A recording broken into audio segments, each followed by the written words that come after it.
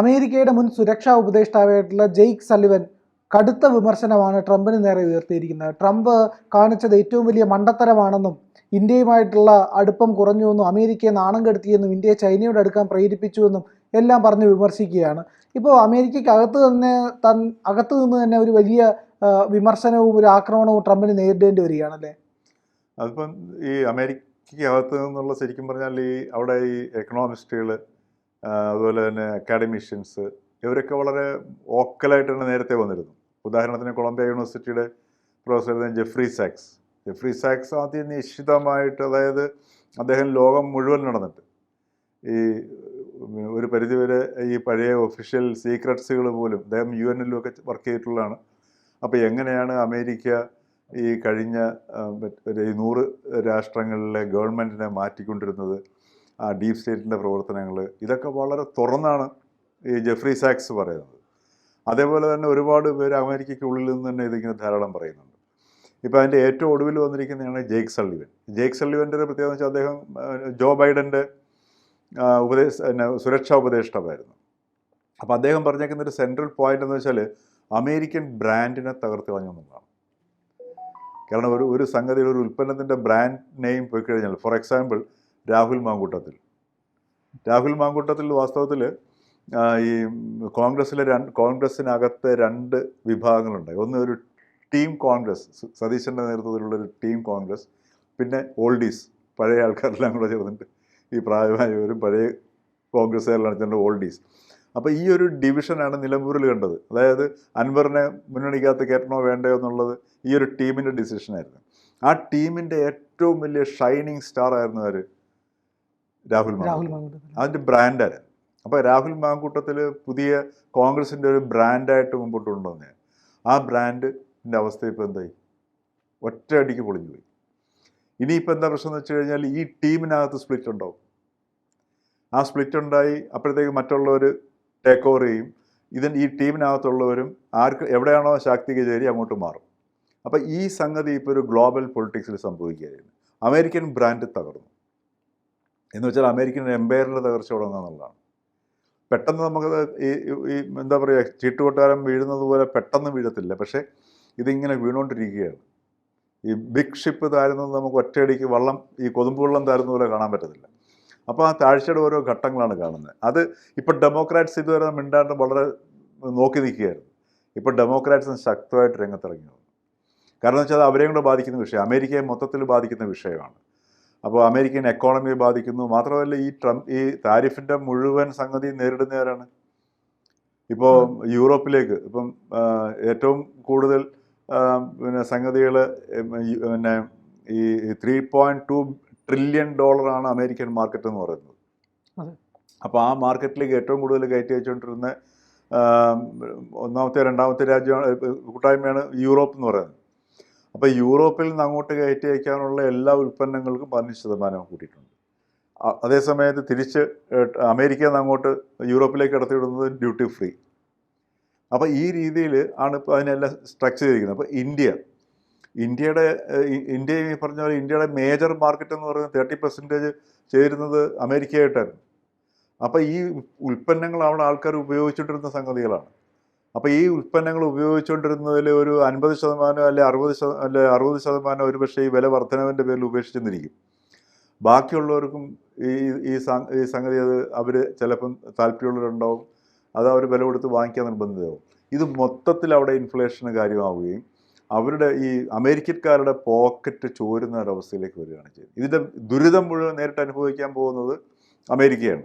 ഇപ്പോൾ ഇന്ത്യയെ പോലെ രാജ്യം, ഇന്ത്യ ഏറ്റവും കൂടുതൽ വളരെ ഇപ്പോൾ 50% നമ്മൾ ട്രേഡ് ടാരിഫ് 25, പിഴ നികുതി 25, 50%.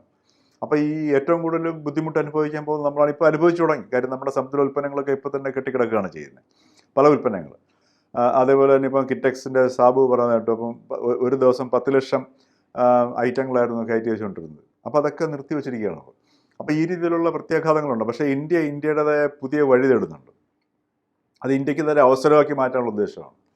അപ്പോൾ അതിൻ്റെ ഭാഗമായിട്ടാണ് പ്രധാനമന്ത്രി ഇന്നലെ ജപ്പാനിൽ പോയിട്ട് ഈ വരുന്ന 10 വർഷത്തിനിടയ്ക്കുള്ളിൽ 6 ലക്ഷം കോടി രൂപയുടെ ഒരു പദ്ധതികളാണ് അവിടെ നിന്ന് അനൗൺസ് ചെയ്യിപ്പിച്ചിട്ടുള്ളത്.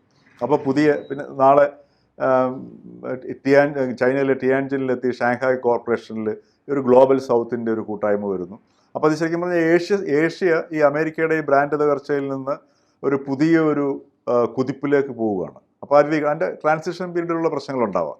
പക്ഷേ അമേരിക്ക നേരിടാൻ പോകുന്ന പ്രശ്നം എന്ന് വെച്ച് കഴിഞ്ഞാൽ ഏറ്റവും ഗുരുതരമായ പ്രശ്നമാണ് അമേരിക്ക നേരിടാൻ പോകുന്നത്. ഇപ്പോൾ ഉദാഹരണത്തിന് ഈ ടാലൻസിൻ്റെ അങ്ങോട്ടുള്ള പോക്കിൻ്റെ ഇത് കുറയും.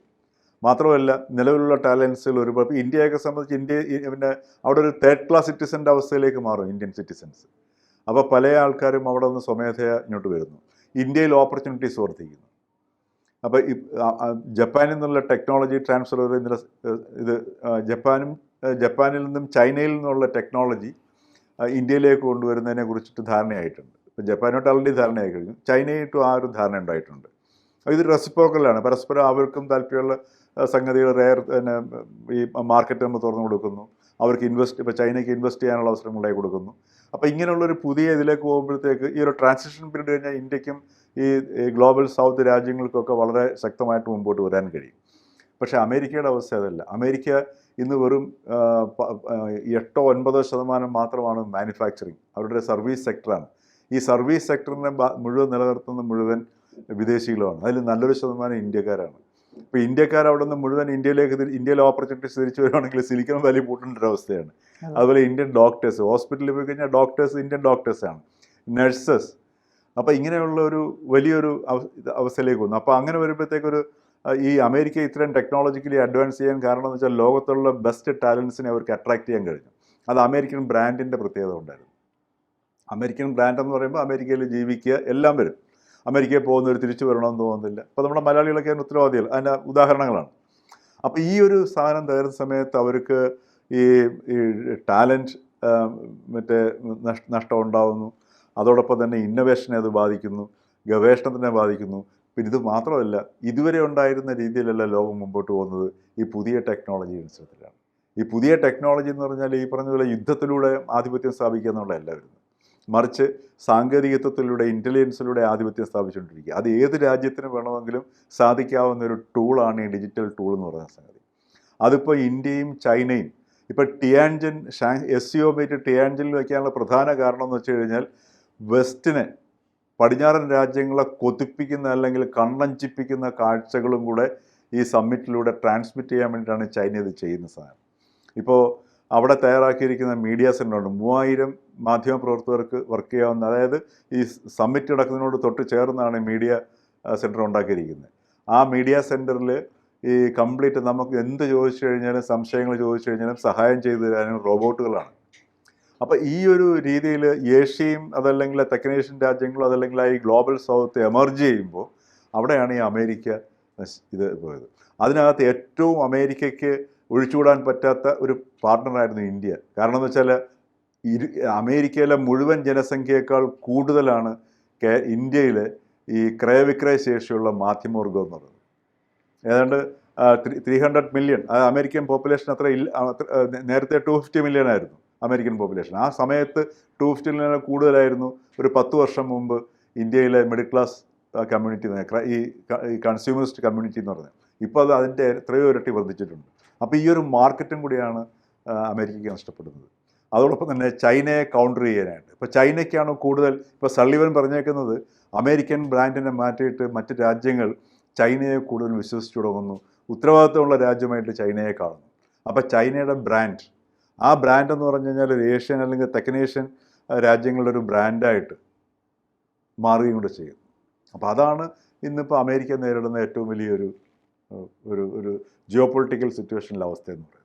കൂടുതൽ വാർത്തകളും വിശേഷങ്ങളും നിങ്ങളിലേക്ക് എത്താൻ ABC മലയാളം സബ്സ്ക്രൈബ് ചെയ്യുക, ബെൽബട്ടനും അമർത്തുക.